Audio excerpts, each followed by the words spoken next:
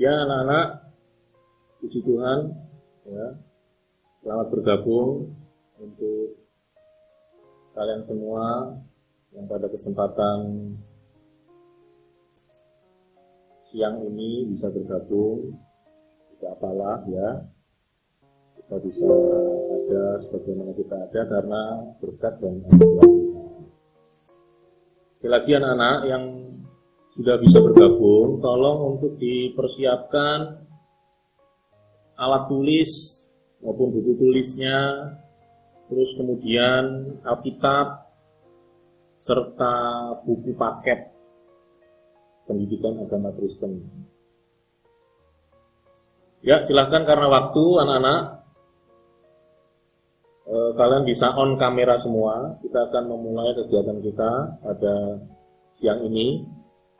Pak Samal harap kalian bisa on kamera semua. Yelisa, Kristina, Febriani, Hana, Excel, Ruben, Kevin, ya, kalian yang sudah bergabung silakan on kamera semua. Ya, terima kasih. Karena kegiatan ini akan kita laksanakan kurang lebih 30 sampai 40 ke depan. Jadi usahakan cari tempat yang nyaman, cari lokasi yang baik, dan taruh kameramu atau laptop kamu atau yang kamu gunakan handphone di tempat yang aman dan nyaman sehingga ketika kegiatan pembelajaran tidak terganggu. Ya, silakan, ayo Kevin, Ruben, Excel yang belum on kamera silakan semuanya on kamera supaya kegiatan bisa berlangsung dengan baik dan kita bisa menerima manfaat dari kegiatan ini. Ya, sekali lagi selamat bergabung bagi yang baru bergabung, yang memberkati kalian ya. Ya, baik anak-anak yang diberkati Tuhan. Shalom anak-anak. Ya, bisa kasih jawaban. Shalom. Shalom. Oke. Shalom. Gimana kabarmu? Baik-baik ya? Hana, gimana kabarmu Hana? Baik ya? Baik. Puji Tuhan. Oke. Ruben, kabarmu Ruben? Bagaimana Ruben? Baik Ruben? Oke. Ruben masih belum on mic ya? Belum on kamera. Silakan gunakan tangan lehermu dengan baik. Posisikan diri dengan baik di tempat kalian, di mana kalian berada hari ini. Kita akan sama-sama belajar. Ya, anak-anak yang dikasihi oleh Tuhan Yesus, sangat senang sekali hari ini kita bisa bertemu meskipun dalam bentuk virtual conference atau melalui Google Meet ini, tapi tidak mengurangi semangat kita. Tolong Kristina Febriani dimatikan mikrofonnya karena terdengar dari sini suara kendaraan Bapak. Anak-anak yang dikasihi oleh Tuhan Yesus, ya. Pada hari ini kita akan bersama-sama belajar di bab yang keempat anak-anak, yaitu tentang gereja yang bersaksi dan melayani di dunia. Sebelum lebih lanjut kita membahas materi ini, apakah kalian bisa melihat PowerPoint yang Pak Samuel bagi anak-anak? Tidak bisa, Pak. Di siapa yang tidak bisa? Bisa, Pak. Yang bisa angkat tangan, silakan angkat tangan. Yang bisa melihat PowerPoint yang Pak Samuel bagi, silakan angkat tangan. Excel, bisa Excel? Tidak, Pak. Bisa? Tidak. Oh, tidak. Bagaimana kalau ini anak-anak? Apakah kalian bisa melihat PowerPoint? Atau mungkin bisa di-restart dulu, coba. Kamu keluar terus kemudian masuk kembali. Yang belum bisa silakan leave terus kemudian masuk kembali. Bisa Pak saya Pak. Gimana? Bisa saya. Oke, sip. Silakan yang sudah bisa untuk memperhatikan dengan baik supaya kalian tidak ketinggalan dalam pembelajaran pada siang ini. Ya anak-anak, materi kita ada di bab 4, yaitu gereja yang bersaksi dan melayani di dunia.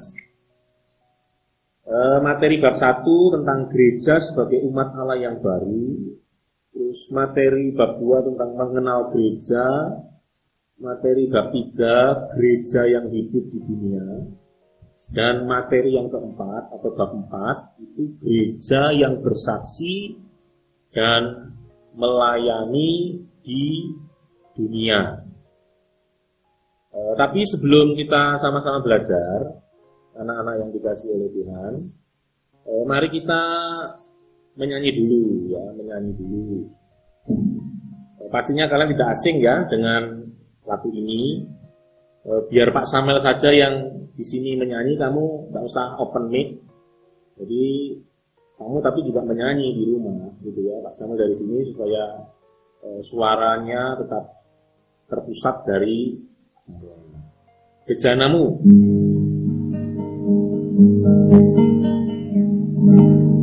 Kita menyanyi bersama-sama, ya.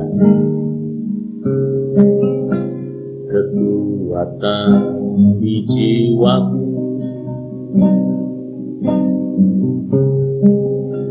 ketenangan di batin,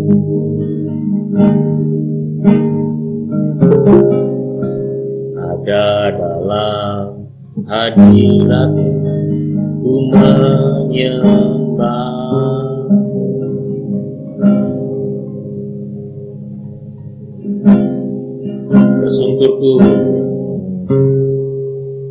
Tersungkurku di kaki-Mu,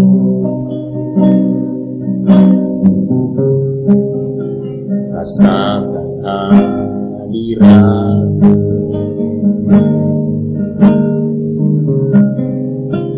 takkan ku melepaskan Kau cahaya bagiku, mengiringmu seumur hidupku, masuk dalam rencana-Mu Bapa, pikiranku, kehendak-Mu, ku serahkan padamu, harapanku hanya di dalam-Mu, bukan teguh bersama-Mu Tuhan, jadikanku bejana-Mu untuk memuliakan-Mu, mengiringmu seumur hidupku, masuk dalam rencana-Mu Bapa, pikiranku, kehendak-Mu, ku serahkan padamu, harapanku hanya di dalam-Mu, bukan teguh bersama-Mu Tuhan, jadikanku bejana-Mu untuk memuliakan-Mu.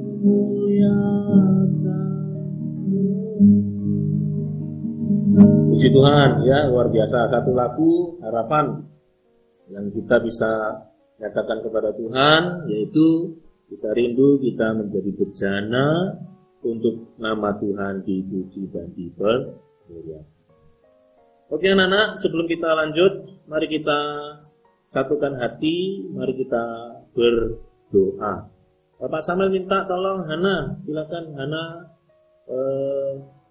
dibuka mikrofonnya. Kita akan bersama-sama memulai kegiatan kita dengan doa. Silakan Hana untuk berdoa.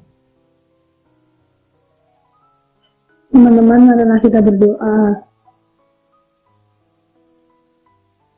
Tuhan Yesus, terima kasih Engkau telah mengumpulkan kami semua pada hari ini untuk mengikuti pelajaran agama Kristen yang akan disampaikan materi oleh Pak Samuel. Semoga saja semua materi yang kami pelajari hari ini akan berguna bagi kehidupan kami sehari-hari dan juga akan kami ingat terusnya dan menjadi sesuatu yang akan penting ataupun ingat dalam kehidupan kami terusnya juga berguna bagi semua orang dan juga orang-orang di sekitar. Biarlah berkat-Mu yang akan mengawali pelajaran hari ini dari awal pertengahan hingga akhirnya, kami serahkan kegiatan hari ini di dalam kami, itu dalam nama Tuhan Yesus saya berdoa, amin. Oke, puji Tuhan. Terima kasih Ana untuk doanya ya. Selanjutnya anak-anak yang dikasih oleh Tuhan, tujuan dari pembelajaran kita hari ini yaitu melalui proses pembelajaran daring diharapkan peserta didik mampu menjelaskan kembali bentuk-bentuk pelayanan sebagai seorang murid dan menwujud nyatakan kembali dalam pelayanan dan kepedulian terhadap sesama. Itu anak-anak yang menjadi tujuan pembelajaran kita hari ini, yaitu kamu bisa menjelaskan kembali bentuk-bentuk pelayanan sebagai seorang murid Kristus dan mewujudkannya kembali dalam pelayanan dan kepedulian terhadap sesama. Anak-anak yang hari ini bisa belajar bersama dengan Pak Samuel, coba silakan dibuka Alkitabmu, Matius pasal yang ke-5, Injil Matius pasal yang ke-5, ayatnya yang ke-13 sampai dengan ayat yang ke-16. Sekali lagi, Injil Matius pasalnya yang ke-5, ayat 13 sampai dengan ayat yang ke-16. Silahkan Pak Samuel minta tolong Jessica untuk membaca. Ayo Jessica, silahkan dibaca Matius 5, 13 sampai 16 ini Jessica. Silakan ya, buka, Pak. Ya, silakan buka mikrofonmu terus kemudian dibaca. Yang lain pada menyimak ya. Oke, silakan Jessica, baca. Matius 5 ayat 13. Kamu adalah garam dunia. Jika garam itu menjadi tawar, dengan apakah diasinkan? Tidak ada lagi gunanya selain dibuang dan diinjak orang. Ayat ke-14. Kamu adalah terang dunia. Kota yang terletak di atas gunung tidak mungkin tersembunyi. Ayat ke-15. Lagi pula orang tidak menyalakan pelita, lalu meletakkannya di bawah gantang, melainkan di atas kaki dian sehingga menerangi semua orang di dalam rumah itu. Ayat ke-16. Demikianlah hendaknya terangmu berdaya di depan orang, supaya mereka melihat perbuatanmu yang baik dan memuliakan Bapamu yang di surga. Amin. Amin. Oke, terima kasih. Sesuai dengan apa yang dibaca oleh Jessica tadi, ya, kita adalah garam dan terang dunia. Yang jadi pertanyaannya ada di pokok ayat terakhir, ya, yaitu supaya orang bisa melihat perbuatanmu yang baik dan memuliakan Bapamu yang di surga. Nah, di sini pertanyaannya timbul begini anak-anak, perbuatan baik apa yang dimaksud di dalam konteks bergereja? Kita sebagai gereja, kita harus menyatakan perbuatan baik. Pertanyaannya, perbuatan baik apa yang harus kita nyatakan sebagai bentuk wujud kita menjadi garam dan terang dunia. Ada banyak ya peranan dan kegiatan gereja di berbagai wilayah di tanah air maupun di dunia. Kalian bisa buka buku paket ya, kalian bisa baca di sana bahwasanya gereja peduli terhadap pengungsi pada banjir besar di Jakarta pada Januari tahun 2014 yang lalu. Selain itu, ketika tahun 2004, tepatnya di Aceh, dilanda tsunami, yaitu gereja-gereja juga membantu para korban tsunami di Aceh. Memang pada saat itu ya anak-anak ya, kondisi seperti yang bisa kamu lihat di PowerPoint, luluh lantah, hampir rumah itu rata dengan tanah. Banyak baik dari dalam negeri maupun luar negeri yang bersimpati, berempati, memberikan bantuan. Dan terutama juga gereja juga memberikan bantuan kepada para korban tsunami. Yang baru-baru ini anak-anak, ya kita sama-sama juga mengalami bahwasanya pandemi COVID-19 ini bersifat global, bukan hanya di Indonesia, tapi mendunia. Khususnya di Indonesia, ini kalau kamu bisa lihat PowerPoint ya, yang ditunjukkan ini ada salah satu pengurus dari Persatuan Gereja di Indonesia memberikan konferensi pers kepada gereja-gereja untuk apa? Supaya gereja tetap mematuhi arahan dan aturan pemerintah. Sampai hari ini bagaimana di tempatmu, Christina Febriani? Apakah kegiatan ibadah masih secara online atau sudah bisa dilakukan di gereja? Sudah bisa di gereja, Pak. Tapi dibatasi. Masih dibatasi. Ya, tetap gereja-gereja juga melakukan sesuatu yang baik. Dalam hal ini tidak mementingkan diri sendiri, tetap mengikuti aturan arahan yang diberikan oleh pemerintah. Dan bahkan ada juga beberapa gereja yang melakukan aksi sosial, memberikan bantuan berupa sembako kepada para korban ataupun orang-orang yang terdampak dalam hal ini COVID-19. Itu penting anak-anak. Karena apa? Seperti yang dibaca tadi, ya, demikianlah hendaknya terangmu bercahaya di depan orang. Karena apa? Yang namanya terang itu tidak bisa kita sembunyikan.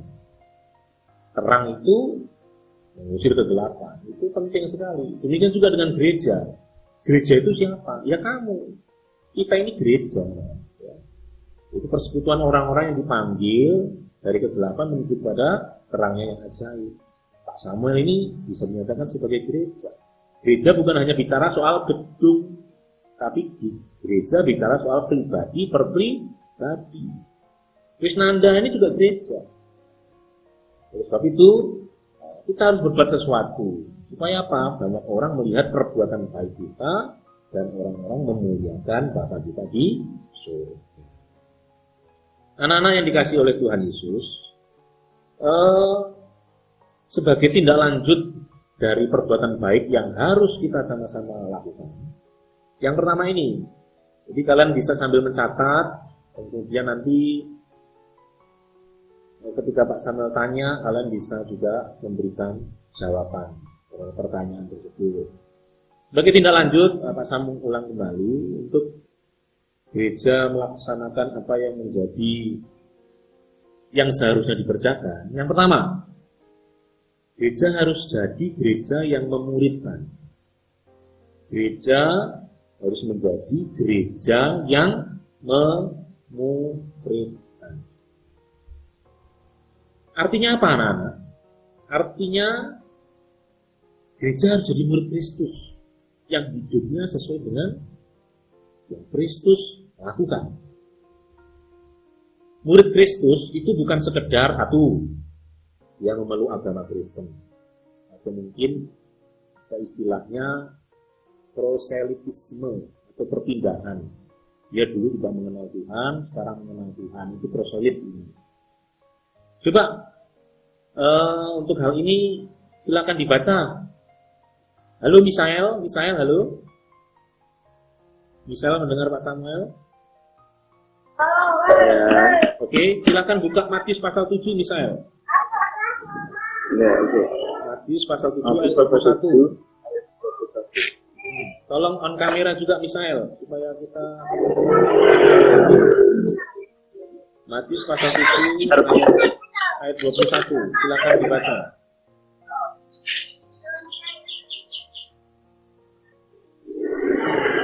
Ya, gimana Misael?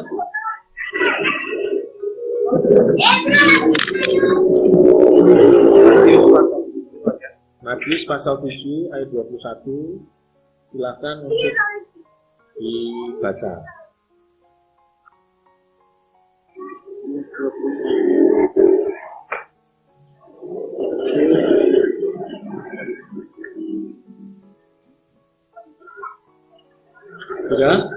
Sudah mendapat Misael?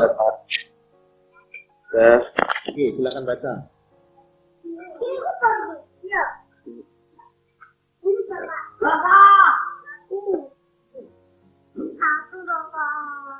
Matius pasal 7 ayat 21. Ya. Bukan setiap orang yang berseru kepadaku, Tuhan, Tuhan, akan masuk ke dalam kerajaan surga, melainkan dia yang melakukan kehendak Bapakku yang di surga. Ya. Jadi dengan apa yang dinyatakan oleh Misael tadi, jelas sekali ya, bukan setiap orang yang berseru Tuhan, Tuhan akan diselamatkan. Tapi siapa yang melakukan kehendak Bapakku yang di surga. Nah, jadi menjadi murid Kristus itu bukan sekedar memeluk agama Kristen, tapi siapa yang bisa melakukan kehendak Bapa di surga itu yang akan sama-sama disebut sebagai murid Kristus. Yang kedua, arti menjadi murid Kristus itu bukan sekedar menerima sakramen baptis. Kamu bisa baca nanti pengalaman misionaris Franciscus Xaverius di Ambon. Di buku paket itu ada, bagaimana dia pada saat itu menjadi misionaris di sana, dan banyak orang yang menerima percaya Yesus dan kemudian dibaptis. Tetapi tidak diikuti dengan tindakan selanjutnya. Ya akhirnya apa? Cara hidup mereka ya tetap cara hidup yang lama. Cara hidup mereka tetap seperti yang sebelum mereka mengenal Tuhan dan dibaptis. Nah ini belum bisa dinyatakan sebagai murid Kristus. Arti murid Kristus ya, bisa kalian baca dan catat di situ ya. Murid Kristus adalah orang yang menyatakan kasih kepada siapapun juga. Lagi, orang yang menyatakan kasih kepada siapapun juga, seperti yang telah Yesus Kristus ajarkan kepadanya dalam hidup bersama di dunia. Jadi, seperti yang Kristus Yesus ajarkan kepadanya, orang harus melakukan itu. Nah, Yesus mengajarkan apa? Yesus memberikan kepada setiap yang percaya kepadanya bimbingan apa? Itu yang harus kamu lakukan. Kan ajaran Yesus kan hukum kasih apa?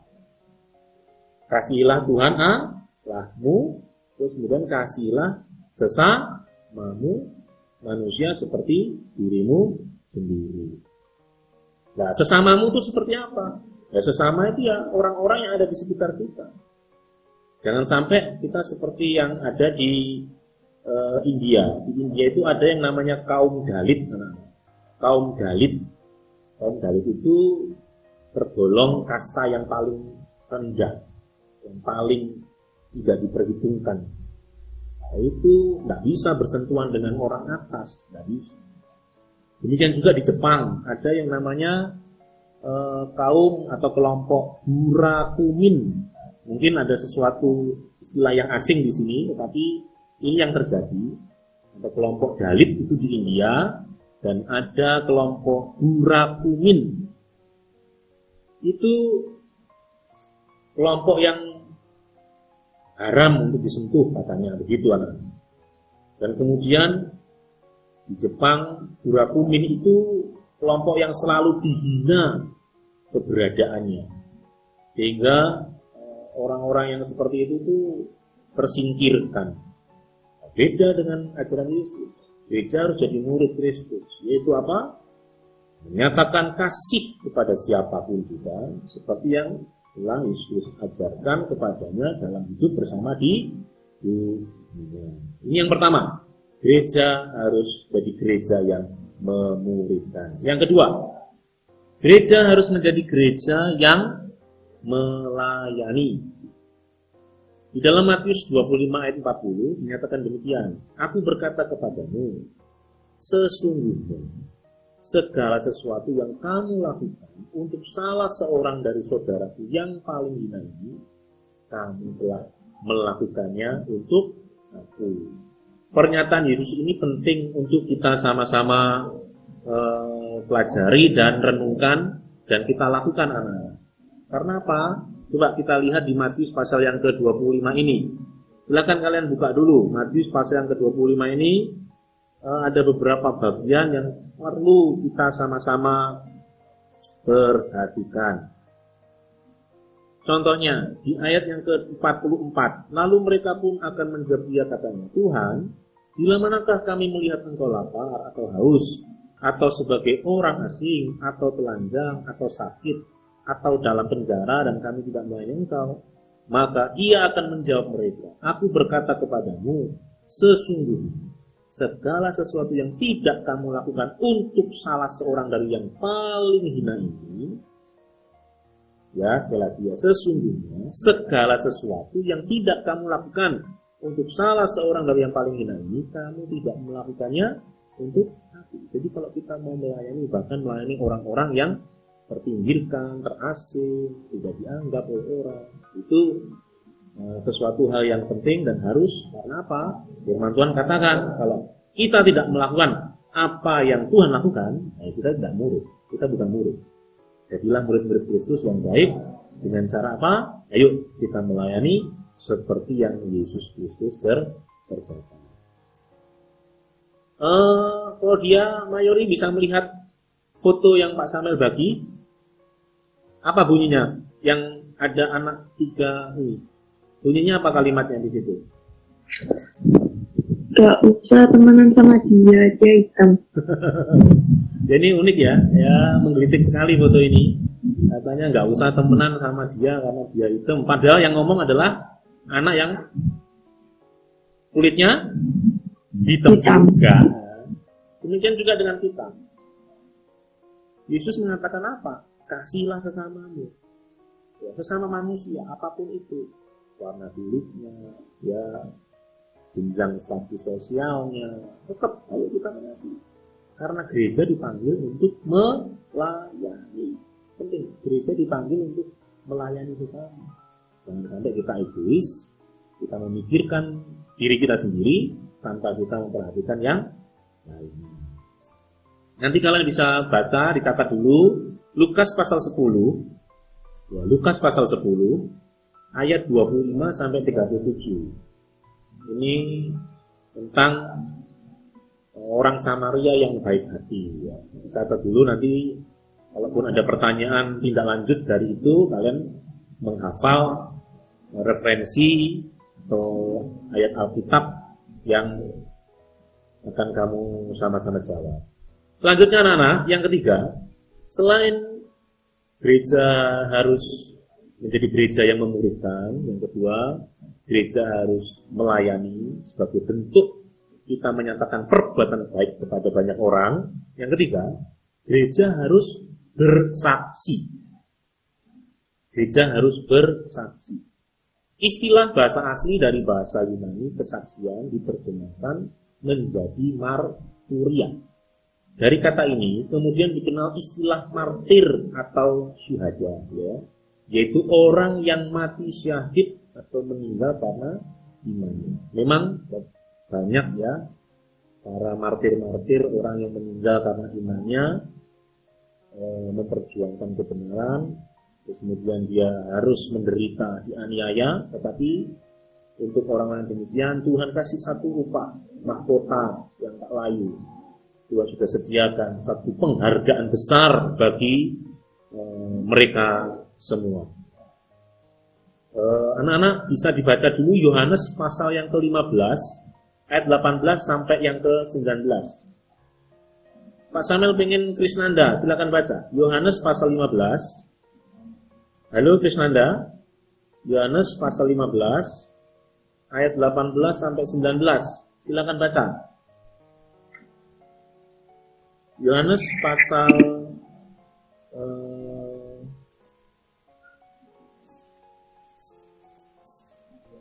15. Yohanes pasal 15. Ya, ayat 18 sampai yang ke 19. Putus-putus, Pak. Tolong Kak Tri suaranya aja biar kami. Kalau dunia membenci kamu, ingatlah bahwa ia telah lebih dahulu membenci aku daripada kamu. Sekiranya kamu dari dunia, tentulah dunia mengasihi kamu sebagai miliknya. Tetapi karena kamu bukan dari dunia, melainkan aku telah memilih kamu dari dunia. Ya, satu lagi Krisnanda, kamu bisa membaca Yohanes pasal yang ke-16 ayat yang ke-33.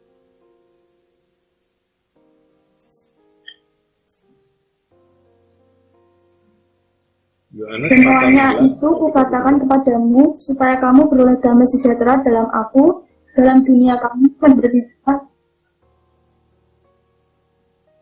Semuanya itu kukatakan kepadamu supaya kamu beroleh damai sejahtera dalam aku, dalam dunia kamu menderita penganiayaan, tetapi kuatkanlah hatimu, aku telah mengalahkan dunia. Amin.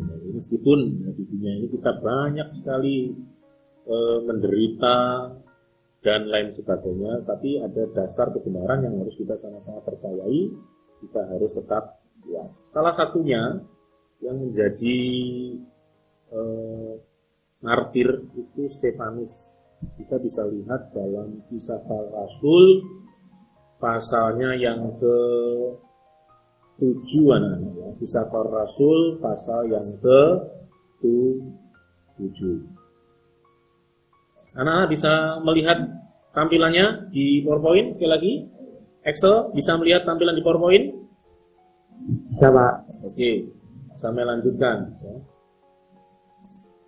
Memang pada saat itu Stefanus menyatakan satu kebenaran tentang Taurat, ya, yang selama ini menjadi tempat utama dalam kehidupan orang Yahudi. Secara lugas, secara terang-terangan, ya, Stefanus menyatakan kebenaran itu dianggap oleh orang-orang Yahudi sesuatu pelecehan. Oleh karenanya, ya, Stefanus disergap, diseret, dan kemudian dihadapkan ke mahkamah agama yang kemudian kalau kita membaca secara keseluruhan dalam Kisah Para Rasul pasal yang ke-7, Stefanus harus mengalami yang namanya aniaya, yaitu dilempari sampai mati, dilempari batu sampai mati. Meskipun demikian, kebenaran tetap adalah kebenaran. Stefanus tetap berdiri di atas dasar kebenaran.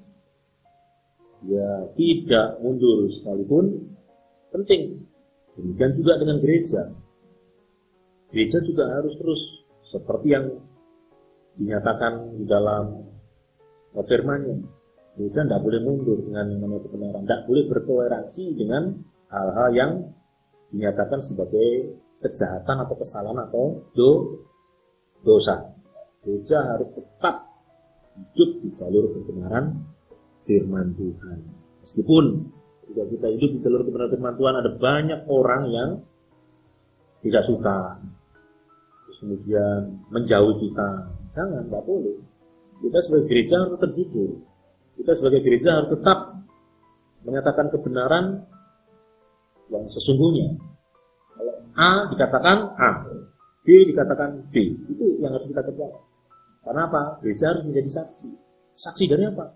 Kebenaran itu. Jangan sampai kita sebagai gereja kita ikut-ikutan terpengaruh. Ya sudah, tadi terang itu padam, berarti garam itu tidak ada rasanya lagi. Firman Tuhan katakan, Apa gunanya kalau garam itu nggak ada rasa? Ya, cuma diinjak-injak orang. Itu sebagai gereja, ayo kita terus menyuarakan kebenaran sesuai dengan apa yang sudah kita sama-sama lihat, yang sudah kita baca, yang sudah kita sama-sama lakukan dalam kehidupan kita, supaya apa? Supaya firman Tuhan katakan itu bisa kita berikan kepada yang lain. Oke, saya tanya dulu untuk Ruben. Halo Ruben. Apakah Ruben bisa mendengar suara Pak Samuel? Oke. Ya, Pak. Yang pertama, kita harus menunjukkan perbuatan baik. Gereja harus menyatakan perbuatan baik. Yang pertama tadi apa? Gereja harus seperti apa, Ruben? Seperti Gereja harus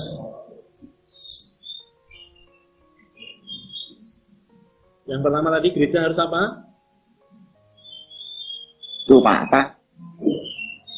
Gereja harus memuridkan.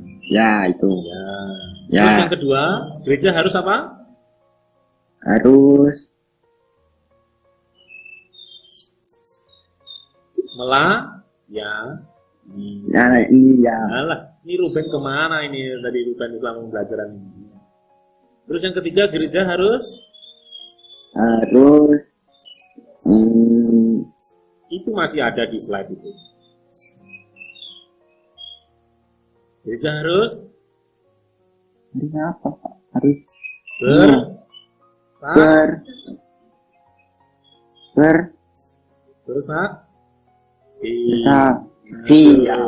bersaksi. Ini lama tidak ketemu ini kok.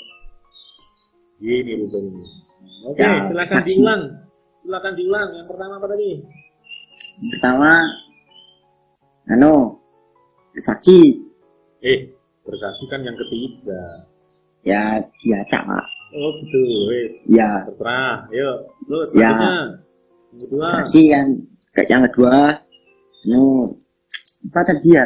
Apa? Itu apa? Melayani. Melayani. Oke. Ya, Yang ketiga. Yang ketiga,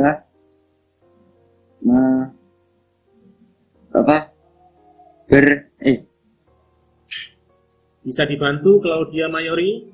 ya bisa dibantu. Yang pertama Yang pertama apa? Memulihkan, Pak. Memuridkan. Oh ya, Memulihkan. Bukan memulihkan, memuridkan. Ya, Pak. Yang pertama, gereja harus memuridkan. Yang kedua, gereja harus melayani. Yang ketiga, gereja harus bersaksi. Ini, tolong dicatat. Saya tahu nanti ketika ada kegiatan ulangan keluar ya. Selanjutnya, Efesus 2 ayat yang ke-10. Silakan dibaca Excel. Efesus 2 ayat yang ke-10. Yang ada di PowerPoint saja Excel. Silakan baca.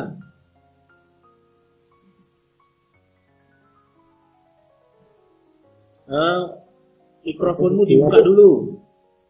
Pak. Efesus 2 ayat 10. Karena kita ini buatan Allah, diciptakan dalam Kristus Yesus untuk melakukan pekerjaan baik yang dipersiapkan Allah sebelum Ia mau supaya kita hidup di dalamnya. Amin. Ya. Terima kasih. So, itulah anak-anak yang harus kita kerjakan karena kita buatan Allah diciptakan dalam Kristus Yesus. Kita punya tugas yaitu melakukan pekerjaan yang baik yang dipersiapkan Allah sebelumnya. Dia mau supaya kita hidup di dalamnya. Anak-anak banyak bentuk kebaikan yang harus kita sama-sama kerjakan ya. Menolong orang yang membutuhkan, membantu orang-orang yang membutuhkan pertolongan kita, dan banyak bentuk-bentuk pelayanan atau bentuk-bentuk aksi nyata sosial yang harus kita sama-sama lakukan dan kerjakan kedepannya. Untuk selanjutnya, kesimpulan dari apa yang kita sama-sama sudah pelajari, tugas diakonia atau pelayanan dan marturia kesaksian gereja adalah dua tugas yang tidak dapat diabaikan. Kedua-duanya adalah bagian yang tidak terpisahkan dari keberadaan seorang Kristen sebagai murid Kristus. Dengan kata lain, menjadi murid Kristus selalu menuntut seseorang untuk melayani dan memberikan kesaksian kepada dunia tentang apa yang telah dilakukan Yesus Kristus bagi umat manusia dan seluruh alam semesta. Bersaksi ternyata tidak cukup hanya dengan berkata-kata atau menceritakan kepada orang lain apa arti keselamatan yang telah dikerjakan oleh Tuhan pada kita. Bersaksi ternyata harus diwujudkan lewat tindakan dan perbuatan lain dengan menolong sesama agar mereka pun merasakan arti kemerdekaan yang dikerjakan oleh Tuhan Yesus. Kemerdekaan itu harus dipahami bukan hanya dalam arti rohani seperti kebebasan dari dosa, melainkan juga kebebasan dari belenggu-belenggu yang menyebabkan orang menjadi lemah, bodoh, tidak berdaya, dan dieksploitasi. Itu anak-anak yang menjadi kesimpulan kita pada materi pembelajaran bab 4. Nanti seluruh slide dalam PowerPoint ini Pak Samuel akan share di Google Classroom ya. Nanti hari ini setelah kegiatan ini Pak Samuel akan share ke Google Classroom, jadi kamu bisa kembali melihat, membuka, mempelajari. Selain itu nanti juga tugas-tugas apa yang harus kamu kerjakan juga Sam akan share ke Google Classroom setelah kelas ini selesai. Untuk tugas anak-anak ya, ini bisa juga kamu nanti fotokan dan kemudian kirim melalui aplikasi di Google Classroom. Daftarkan ya, kegiatan-kegiatan yang dapat dilakukan gereja bagi orang-orang yang menderita atau yang terkena bencana. Buatlah dalam bentuk tabel. Daftarkan kegiatan-kegiatan. Kira-kira apa saja ya? Ya disesuaikan dengan masa sekarang saja anak-anak. Karena masa sekarang ini masih masanya pencegahan pandemi COVID-19.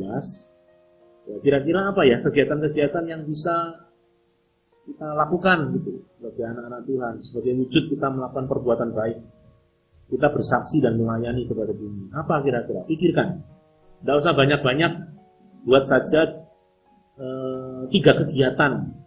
Jadi kita bisa saling sharing dengan teman-teman yang lain, antara satu dengan yang lain supaya bisa saling melengkapi. Jadi sekali lagi daftarkan kegiatan-kegiatan yang dapat dilakukan gereja bagi orang yang menderita atau yang terkena bencana, dan buatlah tugas tersebut dalam bentuk tabel. Mungkin ada pertanyaan? Silakan. Ada beberapa menit kita bisa saling komunikasi dan mungkin dari antara kalian yang ada yang belum jelas bisa bertanya. Cukup anak-anak? Cukup Pak. Oke, terima kasih. Untuk mengakhiri kegiatan kita, kita akan berdoa. Ya. Samuel minta tolong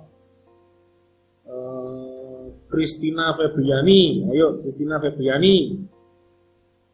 Silakan kamu pimpin teman-temanmu di dalam doa untuk mengakhiri kegiatan kita. Tolong on kamera Christina ya supaya kamu bisa melihat. Jangan kamu tutup. Yang keras ya suaranya ya. Nggak usah cepat-cepat. Ya, silakan kamu pimpin teman-temanmu untuk berdoa. Ya. Teman-teman, mari kita berdoa. Tuhan, terima kasih Tuhan, terima kasih Yesus telah mengumpulkan kami pada siang hari ini di dalam meeting Tuhan, dan sekarang Tuhan kami akan mengakhiri pelajaran hari ini.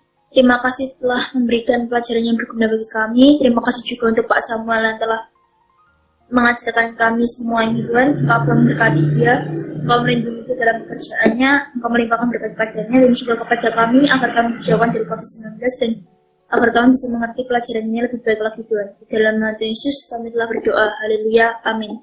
Amin. Anak-anak, sebelum kalian leave ya, ada beberapa informasi yang penting untuk kalian.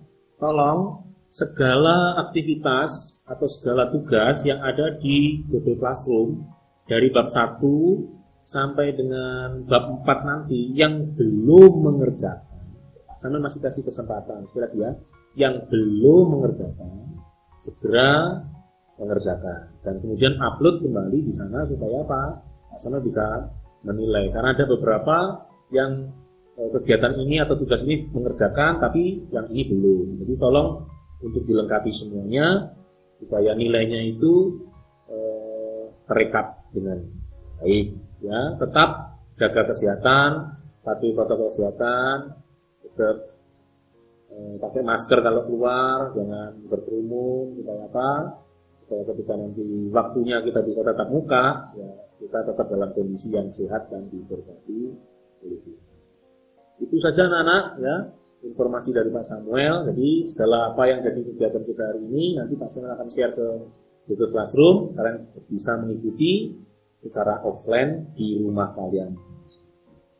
Oke, Tuhan memberkati. Shalom, Tuhan memberkati. Bisa menjalankan kelas. Shalom, Kevin, shalom. Tuhan memberkati. Ya. Halo. Terima kasih. Bisa tugas saya yang belum itu apa aja, Pak? Lupa ya, Pak. Saya juga sekalian, Pak. Silakan kamu masuk nanti ke Google Classroom. Ke Google Classroom. Nah, ketika kamu nanti lihat belum ada nilainya, berarti belum. Begitu. Iya, jadi bab 1 kan ada tugas gitu kan. Bab 1 ada tugas, bab 2 ada tugas.